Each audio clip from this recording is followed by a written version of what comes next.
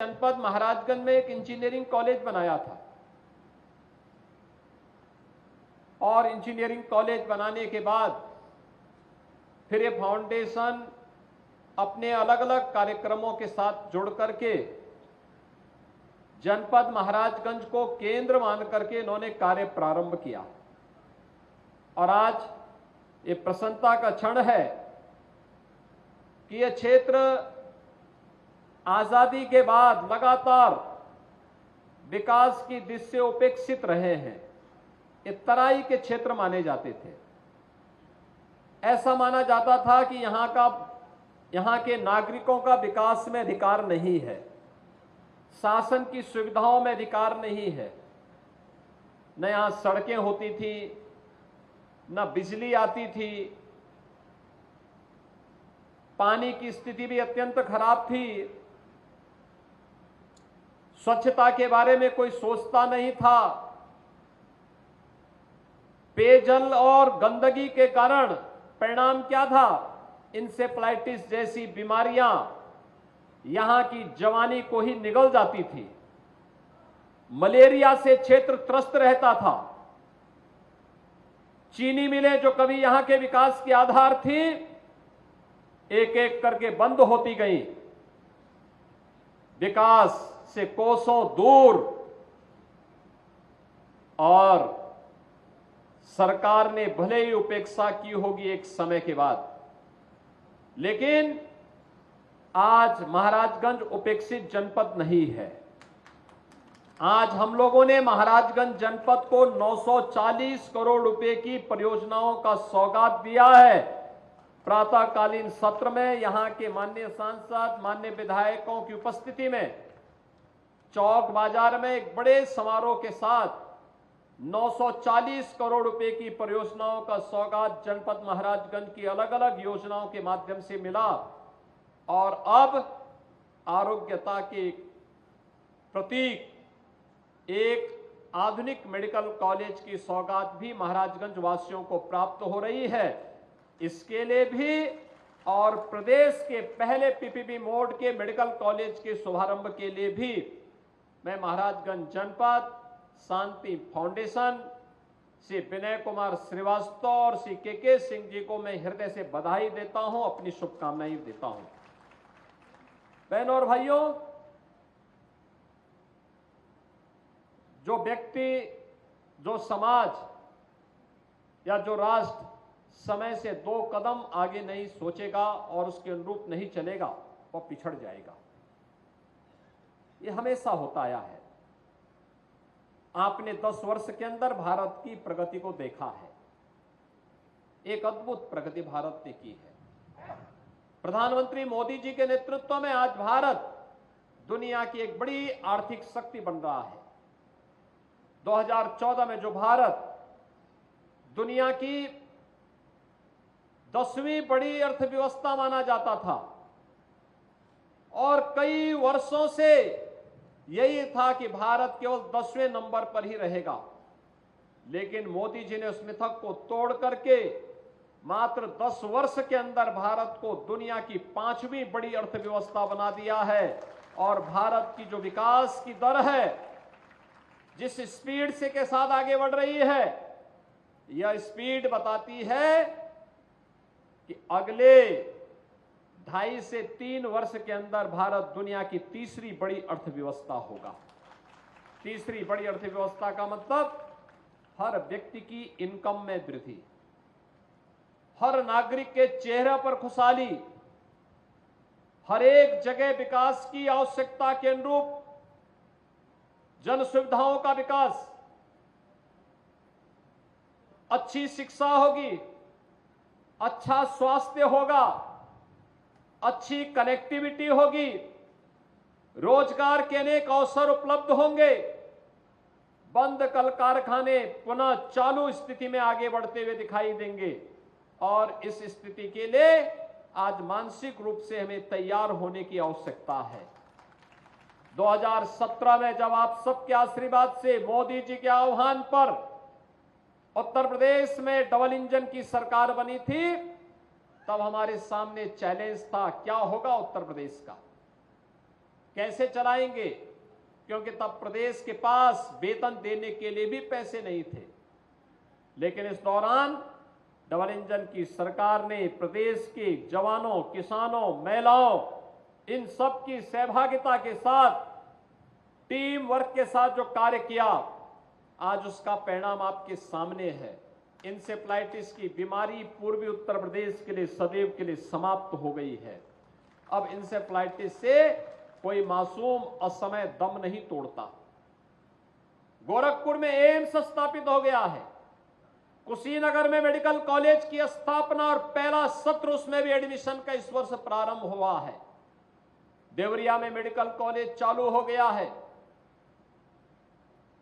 बस्ती में medical college पहले ही प्रारंभ हो गया है। सिद्धार्थनगर में मेडिकल कॉलेज प्रारंभ हो चुका है। गोंडा में मेडिकल कॉलेज प्रारंभ हो गया है। बहराइच में मेडिकल कॉलेज का शुभारंभ हो गया है। सुल्तानपुर में मेडिकल कॉलेज, अंबेडकर नगर में मेडिकल कॉलेज, अयोध्या में मेडिकल कॉलेज, प्रतापगढ़ में मेडिकल कॉलेज, यानी ये सभी जनपदों में आज एक एक मेडिकल कॉलेज है।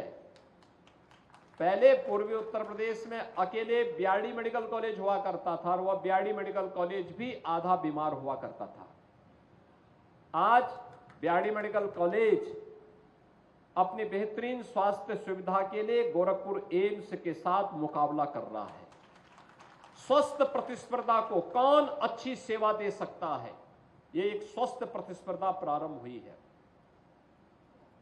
पिछले 7 वर्ष के अंदर जिस उत्तर प्रदेश में केवल 18 मेडिकल कॉलेज थे, आज उस उत्तर प्रदेश में 64 जनपद ऐसे हैं जहां एक एक मेडिकल कॉलेज बन चुके हैं।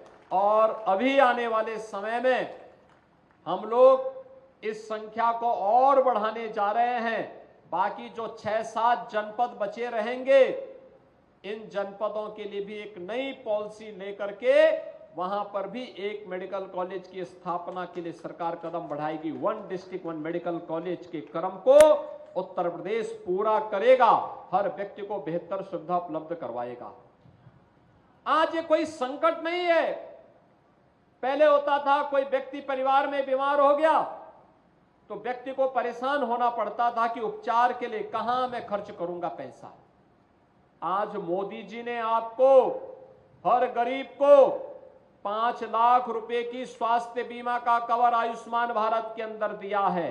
और उत्तर प्रदेश पहला राज्य है जिसने 5 करोड़ 14 लाख से अधिक लोगों को अब तक एक एक गोल्डन कार्ड जारी कर दिया कि कहीं भी इंपैनल्ड हॉस्पिटल में जाइए और आप अपना वहां पर उपचार कराइए। आपको केवल जाना, अपना कार्ड सौंप देना है, बाकी उपचार हॉस्पिटल अपने आप कराएगा।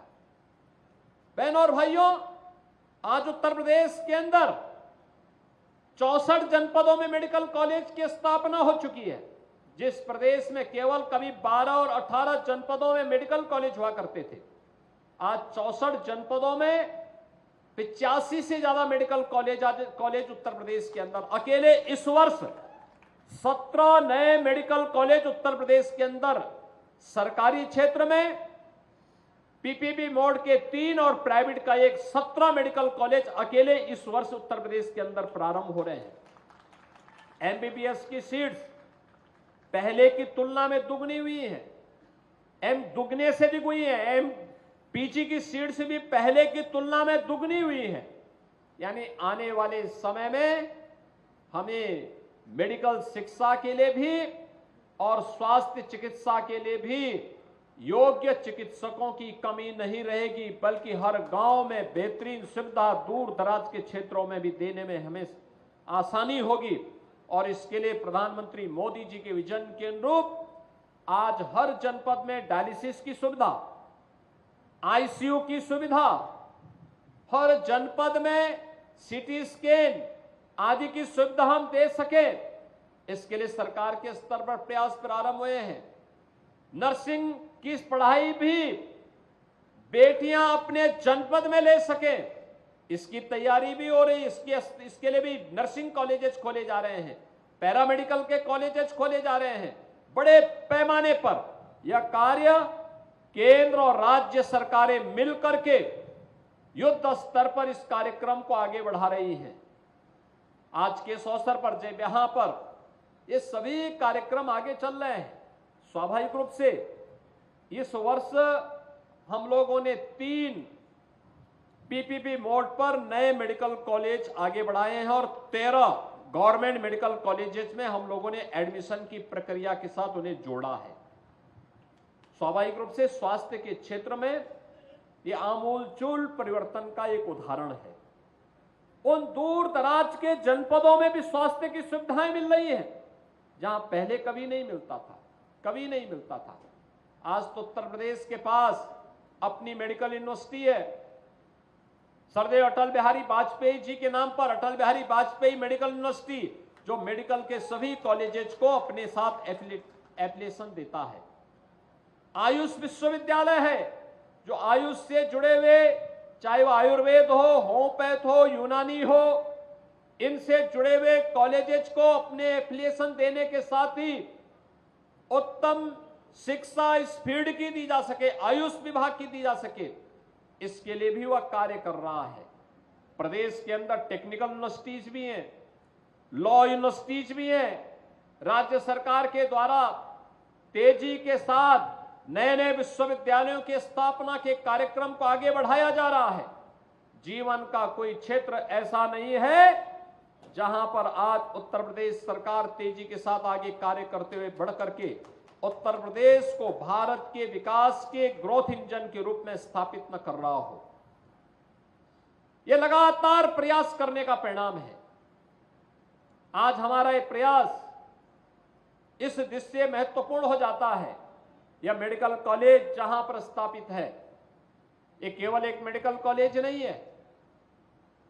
केएमसी हॉस्पिटल और मेडिकल कॉलेज यहां पे उत्तम आरोग्यता की सेवा तो प्रदान कर ही रहा है, देश के लिए अच्छे डॉक्टर भी दे रहा है, देने का कार्य करेगा, लेकिन साथ साथ हजारों लोगों के लिए नौकरी और रोजगार की संभावना का भी एक माध्यम बना है।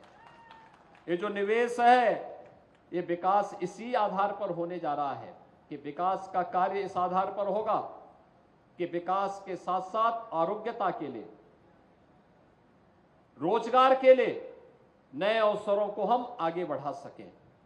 यहां पर अभी संस्थापक केएमसी मेडिकल कॉलेज इस बात को कह रहे थे, कनेक्टिविटी के लिए हमारा प्रयास होगा कि जो मेडिकल कॉलेजेज या जिनके पास इस प्रकार की व्यवस्था है, वहां पर हम अच्छी कनेक्टिविटी दें, आवागमन आसान हो सके, और इसके लिए सरकार इसमें पूरा मदद करेगी। इसके साथ ही पीपीपी मोड पर ये मेडिकल कॉलेज चला है, अच्छा है। आपके पास अच्छे यहां पे फैकल्टी आपने तैनात करने की कार्रवाई को आगे बढ़ाया है। अच्छे चिकित्सक यहां पे कोरोना कालखंड में भी काम कर रहे थे और आज भी उनकी सेवाएं निरंतर यहां पे प्राप्त हो रही हैं। मुझे बताया गया यहां पे ओपीडी अच्छी है और आईपीडी भी केएमसी में अच्छी चल रही है। मैं विश्वास के साथ कह सकता हूं कि आयुष्मान भारत में हम लोगों ने जो एक व्यवस्था बनाई है, उस व्यवस्था के अंतर्गत आप आवेदन करें, हम आयुष्मान भारत की सुविधा के साथ इस प्रकार के हॉस्पिटल को जोड़ करके अधिक से अधिक लोगों को इस सुविधा के साथ जोड़ने का कार्य करेंगे, जिससे अधिक से अधिक आम जनमानस इन सेवाओं का लाभ ले सकें। जो पेशेंट अगर ट्रॉमा की फैसिलिटी कहीं उपलब्ध होती है तो वहां पे पेशेंट को भेजने में, वहां पर उन्हें ले जाने में कोई दिक्कत नहीं होनी चाहिए, कोई समस्या नहीं होनी चाहिए। और अब तो इस फील्ड में बहुत सारे रिफॉर्म होने जा रहे हैं।